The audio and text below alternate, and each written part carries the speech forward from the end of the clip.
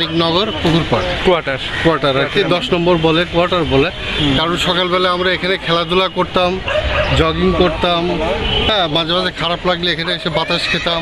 এটা একটা খুব একটা সুন্দর জায়গা, এটা আমাদের ফ্যামিলির একটা ঐতিহ্য। সবাই আসলে এখানে একবার আসে, মানে আমাদের জীবনের সাথে অনেক বড় একটা সম্পর্ক আছে। মানে 12 বছর এই জায়গায় ছিলাম, যার জন্য এই সম্পর্কটা খুব জোরালো আর কি, খুব সুন্দর এটা।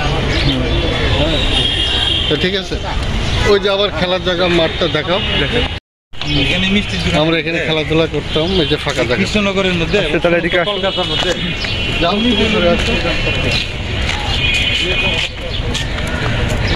জায়গা আব্বু জগিং করতো, খেলাধুলা করতো।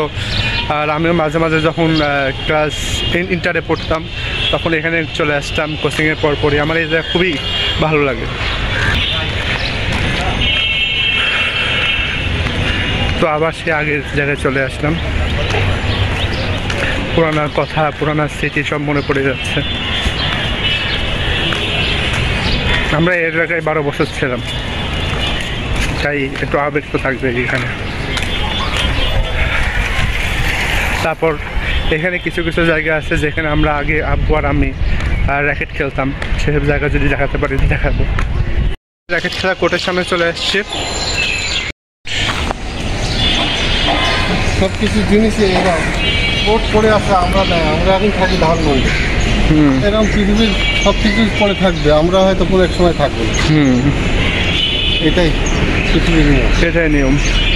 এই জায়গায় আসলে মনটা অনেক ভালো হয়ে যায়। পুরাতন স্মৃতি, অনেক অনেক সময় র্যাকেট খেলছে, অনেক রাত্রে দিনে সকালে বিকেলে হাঁটাহাঁটি করছি। এই জায়গাটা খুব একটা মানে অনেক স্মৃতি।